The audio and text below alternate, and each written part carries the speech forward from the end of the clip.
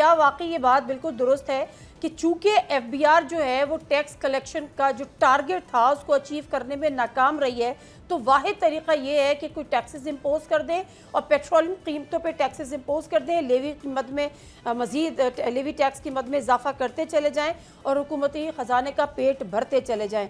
यही इसके पीछे मकसद है या इसके अलावा कुछ और भी है? जी बिस्मिल्लाहिर्रहमानिर्रहीम, thank you very much for having me. देखिए, बुनियादी तौर पर ये जो गल्फ वॉर है उसके बाद हुकूमत ने सबसे पहले 55 रुपए, आपको याद हो तो बिल्कुल आगाज में जब जंग शुरू हो गई थी जी। तो पाकिस्तान मेरे ख्याल में वाहिद मुल्कों के अंदर था कि जिसने 55 रुपए अपनी कीमत जो है वो पेट्रोलियम की बढ़ाई थी जी। उसके बाद उन प्राइसेस को बरकरार रखा गया। और पहले तो बात ये है कि वो जो 55 रुपए बढ़ाए गए थे उस टाइम हुकूमत पाकिस्तान उस टाइम उसने कोई वेसल्स जो है वो इंपोर्ट नहीं किए थे। Exactly. लेकिन चूंकि कीमत जो है वो इंटरनेशनल मार्केट में बढ़नी शुरू हो गई थी तो उस टाइम ये आर्गूमेंट पेश किया गया कि ये बुनियादी तौर पे कंजम्पशन को डिस्करेज करने के लिए हमने कीमत बढ़ाई है। लेकिन उस टाइम भी मैंने एक बात की थी और आपके प्रोग्राम के तवज्जुह से मैं दोबारा करना चाहता हूँ कि वो बताया जाए कि वो जो कीमत बढ़ाई गई थी 55 रुपए, उसमें से रिफाइनरीज को, पेट्रोल पंप्स को और कौन सी ओएमसीज को सबसे ज्यादा फायदा पहुंचाया गया था। चूंकि किसी न किसी की जेब में तो वो पैसे गए होंगे। Exactly. अब वो किसकी जेब में गए हैं, इसलिए जरूरत है कि और if I am not wrong Mehtab वो तकरीबन 119 या 113 अरब रुपए थे।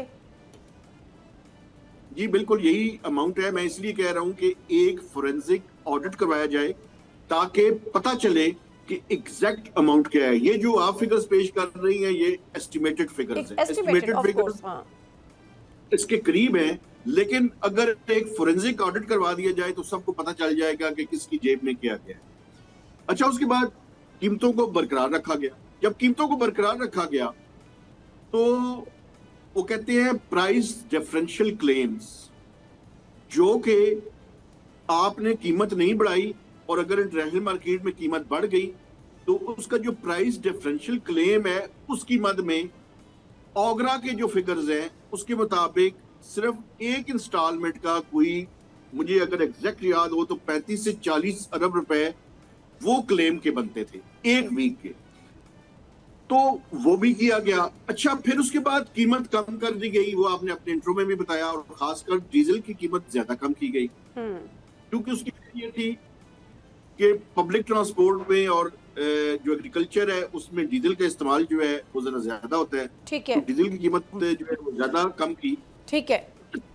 इस दफा अब जो है वो डीजल की और पेट्रोल दोनों की कीमत तकरीबन 27 रुपए बढ़ा दी गई जी।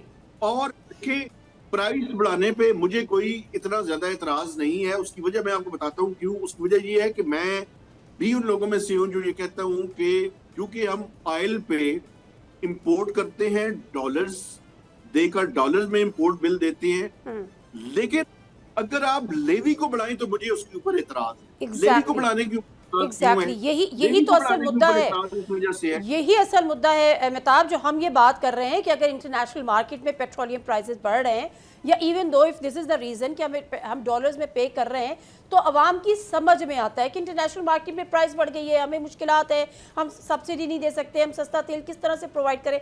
बट लेवी की मद में जब आप बढ़ाते हैं तो इसका मकसद ये है कि सीधा सीधा आपने सिर्फ हुकूमती खजाना भरना है अवाम का खून निचोड़ के। उसकी वजह मैं बिल्कुल आपको बताता हूँ। देखें, आईएमएफ के साथ जब इनकी निगोशिएशंस हुई, जो हालिया आपने देखा कि एक स्टाफ लेवल एग्रीमेंट हुआ और अब उस स्टाफ लेवल एग्रीमेंट के नतीजे में मई के पहले 10 दिनों के अंदर एक्सपेक्टेड है कि एग्जीक्यूटिव बोर्ड के पास 1.2 बिलियन डॉलर्स की अमाउंट जाएगी। तो पाकिस्तान हुकूमत ने एफबीआर का टारगेट कम करने की दरख्वास्त की, जो कि पहले 14,130 अरब रुपए जब पार्लियामेंट ने बजट अप्रूव किया था तो उस टाइम रखे गए थे, जिसको कम करके आईएमएफ ने पहले ही 13.979 ट्रिलियन का टारगेट कर दिया था। तो हुकूमत पाकिस्तान ने कोशिश की थी कि इसको कोई 13,400 13,500 के लगभग करवा लिया जाए, लेकिन आईएमएफ ने उससे इनकार कर दिया। और सही है। इनकार उन्होंने इस वजह से किया कि उन्होंने कहा हमने अपने बोर्ड के पास लेकर जाना है, हम तो ये टारगेट आपका कम नहीं करेंगे। बिल्कुल ठीक है। अब मैं हुकूमत ने एक नया हाँ तरीका ढूंढा है, क्योंकि जी एफडीआर का टारगेट तो 13.979 ट्रिलियन अचीव नहीं हो रहा। हम्म तो अब तरीका क्या है? तरीका ये है कि जो नॉन टैक्स रेवेन्यू है, जहां पे आपने 1400 अरब रुपए का टारगेट रखा हुआ था, उसको एक्सीड कर लिया जाए। जितना एग्जैक्टली एक्सीड किया जा सकता है उसको कर लिया जाए। हम्म और मैं आपको एक और बात बताऊं, आप ये देखें कि जब प्राइसेस में कमी करनी होती है तो प्राइम मिनिस्टर साहब खुद तशरीफ लेकर आते हैं। हाँ जब प्राइसेस में इंक्रीज करनी और होती है 12 तो रुपए कमी का नोटिफिकेशन जारी ऐलान कर करते देते हैं। हैं, और 12 रुपए कमी का ऐलान करते हैं।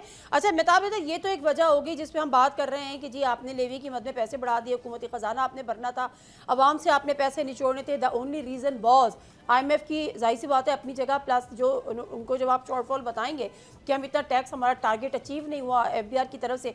फिर कहा यह भी गया था, मुझे याद है एक प्रोग्राम में कह रहे थे अली परवेज़ मलिक साहब कि जी जो भी इस पे जिम्मेदार हैं उनके खिलाफ कार्रवाई होनी चाहिए, ये FBR के चेयरमैन के खिलाफ कि जी आप नाकाम क्यों हुए अपने हदफ की वसूली में। ये पार्ट अपनी जगह। मुझे एक और चीज़ बताते चलें ज़रा, आपको एक सोलर सिस्टम पर जो मज़ीद टैक्सेस की बातें हो रही हैं, लोगों ने इस पर शदीद किस्म का एतराज़ किया है कि जो ऑन ग्रिड सिस्टम है उसकी आपको परमिशन लेनी होगी। अब ये 1000 रुपीज़ का जो बात की गई है, ये कितने किलोवाट्स पे बात की गई है? पर किलोवाट है या क्या है? ये पर किलोवाट है जी, और 1000 रुपए है। देखें, ये मैं समझता हूँ बड़ी ज्यादती है। उसकी बुनियादी वजह ये है कि आपने पहले ही सोलर की जो नेट मीटरिंग है उसको डिस्करेज किया, उसकी जी क्योंकि आपने रेट्स जो है वो रिवाइज की। तब्दील कर दिए हाँ हाँ ताकि लोग उसकी तरफ ना जाएं। अब आप इसके ऊपर जो टैक्स लगा रहे हैं, ये मैं इसको इसलिए ज्यादा समझता हूँ कि आपको पता है कि पिछले दिनों में लोड शेडिंग हो रही थी, अभी भी हो और रही उस है, लोड शेडिंग अभी में दोबारा हो गई है, वो अलग बात है कि जी गैर जी एलानिया हो लेकिन रही है। अभी थोड़ी सी उसमें कमी हुई है। कमी हुई है। उस कमी की बुनियादी वजह मैं आपको बताता हूँ। एक तो ये है कि पानी जो हाइडल जनरेशन थी उसमें इजाफा हुआ है, लेकिन अगर सोलर की नेट मीटरिंग से 6000 मेगावाट सिस्टम में ना जा रहे होते तो आज पाकिस्तान में कम से कम 7 से 8 से 10 घंटे की लोड शेडिंग होती। तो एक्चुअल में जो सोलराइजेशन थी उसने इस टाइम हुकूमत को रेस्क्यू किया है, क्योंकि वो सिस्टम के अंदर कम से कम 6000 मेगावाट जा रहे हैं। और अभी बुनियादी तौर पर एक और क्राइसिस है जो हमारे सर पे खड़ा है, और उसकी बुनियादी वजह यह है कि जैसे जैसे ये गर्मी पीक की तरफ जाएगी और डिमांड जब बढ़ेगी तो हुकूमत के पास दो चॉइसेस हैं। इसीलिए हुकूमत ने स्पॉट बाइंग का फैसला किया है कि RLNG की स्पॉट बाइंग की जाए, जो कि एक्सपेंसिव होती है। और दूसरी तरफ हल ये है कि अगर वो नहीं हो सकेगी तो डीजल से बिजली बनानी पड़ेगी, जो कि बहुत एक्सपेंसिव होगा, तो और मेरा ख्याल उससे है 100 रुपीज बिजली पर की यूनिट कीमतों तक में भी जाएगी। इजाफा होगा, और बिजली की कीमतों में भी इजाफा जाहिर होगा, और लोड शेडिंग भी उसके नतीजे में बढ़नी शुरू हो जाएगी। बिल्कुल ठीक है। अच्छा मैं आखिर में मुख्तसरन आप चाहूँगी कि since the war has been started और ये सारा जो सिनेरियो है, अब इसमें इन्फ्लेशन रेट आपका तेज़ी से आगे बढ़ रहा है, वो डबल डिजिट्स में चला गया, मेरा ख्याल है 13 पॉइंट समथिंग। बिजली के बिलों में इजाफा हो गया, गैस के प्राइस रिपीट हुए, गैस की लोड शेडिंग, बिजली की लोड शेडिंग, वो क्राइसिस अपनी जगह। फिर आप सोलराइजेशन को भी इसको भी फर्दर इसको आप टैक्स नेटवर्क में लेकर आ रहे हैं, पेट्रोल की कीमतें आप जिस तरह से बढ़ा रहे हैं, आम आदमी की ज़िंदगी में इसका कितना असर हुआ है? देखिए, आम आदमी की जिंदगी में तो इसका बहुत असर होगा। पाकिस्तानियों ने पिछले 2-3 साल पहले 38% तक की इन्फ्लेशन देखी। के बाद पाकिस्तान ने IMF के प्रोग्राम को ज्वाइन किया, इंटरनेशनल मार्केट में प्राइसेस कम हुई, और उसके नतीजे में पाकिस्तान के अंदर भी इन्फ्लेशन जो है वो सिंगल डिजिट के अंदर आ गई। अब दोबारा से ये मंथ ऑन मंथ बेसिस पे ये तवक्को की जा रही है कि अगर ये वॉर लाइक सिचुएशन जो है वो बरकरार रहती है और इंटरनेशनल मार्केट में प्राइसेस अपवर्ड या एलिवेटेड सिचुएशन पे रहती हैं, तो पाकिस्तान में दोबारा से मंथ ऑन मंथ बेसिस पे इन्फ्लेशन डबल डिजिट के अंदर चली जाएगी। और इसका नुकसान पता है किसको होता है?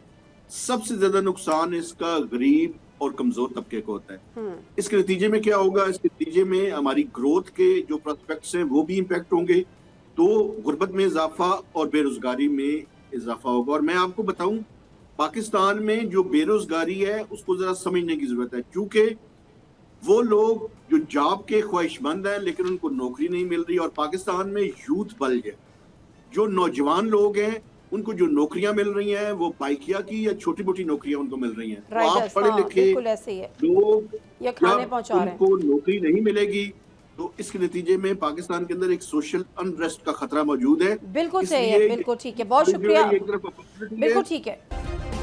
सब्सक्राइब करें और बेल दबाएं ताकि कोई खबर रह न जाए।